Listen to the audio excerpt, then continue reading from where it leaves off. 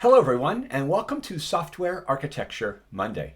My name is Mark Richards, and in this lesson, number 213, we'll take a look at governing what are called architectural constraints.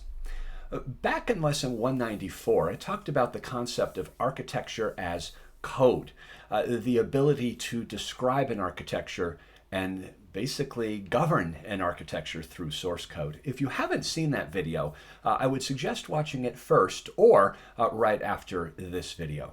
But then in a subsequent lesson, number 210, I talked about an architecture definition language, what I'll call ADL, which is a pseudo-code language Neil Ford and I came up with to be able to not only describe an architecture, but be able to govern an architecture by generating executable source code from that architecture description. If you aren't familiar with ADL, I might suggest again that you pause this video and watch that one first, or just continue with this one. What do I mean by an architectural constraint? Let me show you a scenario to basically demonstrate governing constraints and how we can effectively do that. So we have this problem from the business. We have a very tight time frame and a very tight budget, said no one ever, for this new product. And we're expecting a constant amount of change to the underlying data structures. We need to move fast when those database changes happen, and we need to create and select an architecture for this particular problem. Well, we know we have a tight budget and time frame for this new product.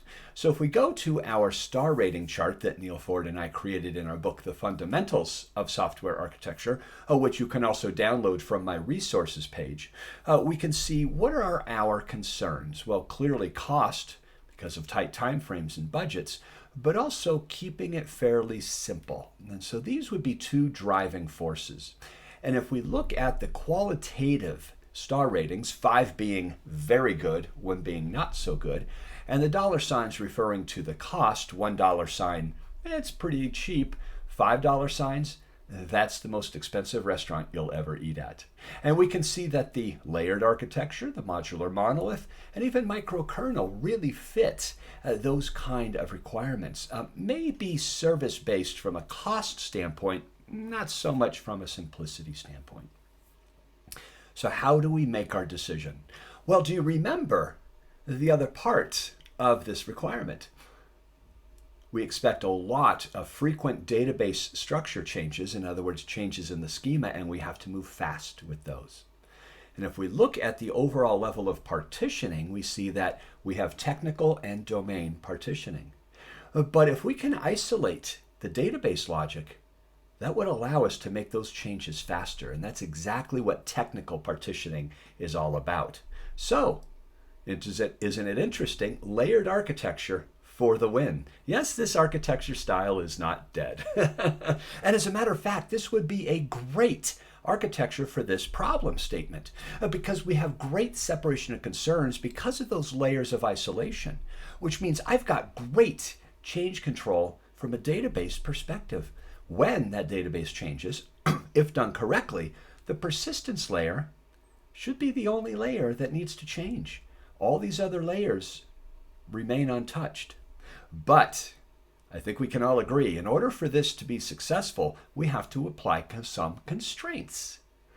So the first constraint is that presentation, business, and services layers cannot talk to the database directly, because if they do, when we make that change, I'm going to have to basically change all the layers. And the other constraint is that all database logic must reside in the persistence layer. If we do this, this will work. But how do I govern this? How do I ensure that no database logic creeps into the presentation, business, and services layer, and that those layers don't talk to the database directly? I can apply lesson 194, architecture as code, and combine it with lesson 210, our ADL. So we can take our architecture definition language and we can actually use Gen AI to generate that executable source code from our description using ArcUnit and Java, TSArc and TypeScript and JavaScript, NetArc Test and ArcUnit Net for .NET, PyTest-Arc for Python, and even Go-Arc in the Go language. So coming back to our constraints, we can write an architecture definition language to help govern these, but not only just to govern them, but to describe our constraints as well. So we can apply both or address both of these constraints through a single architecture definition language record. Now, this is different than an architecture decision record. The architecture decision record is giving our justifications for this architecture style and these constraints.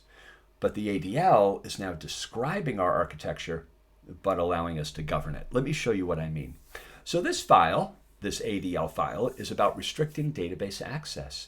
So I define my system, sysops squad, as sysops. I'm using our example from our book Architecture, The Hard Parts.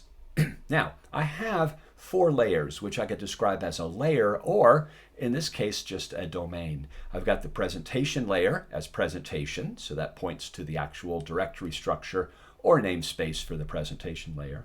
Business layer is business, services layer as services, and finally the persistence layer. So I've described all of my layers. But now how can I apply these constraints that all database logic must be contained in the persistence layer, and also that these layers aren't talking to the database directly? This is where we get the power of the architecture definition language, the pseudo language, pseudo-code that doesn't really have any sort of specification. Because what am I trying to assert? I'm trying to assert is that the persistence layer is the only layer that contains database logic. That's my constraint. And so consequently, I could take this ADL, feed it into Gen AI, and here is the resulting executable source code for that. And I was amazed when I did this because Gen AI was able to discern what I meant by database logic. This is ArcUnit in Java.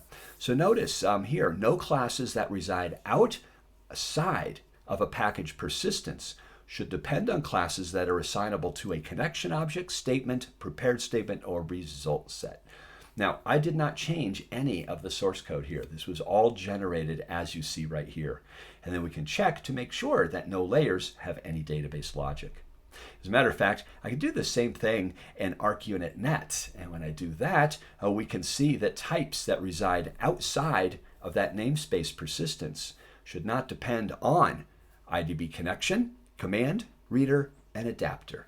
This is pretty cool because now my ADL describes my constraint, but the executable tests actually now can enforce that.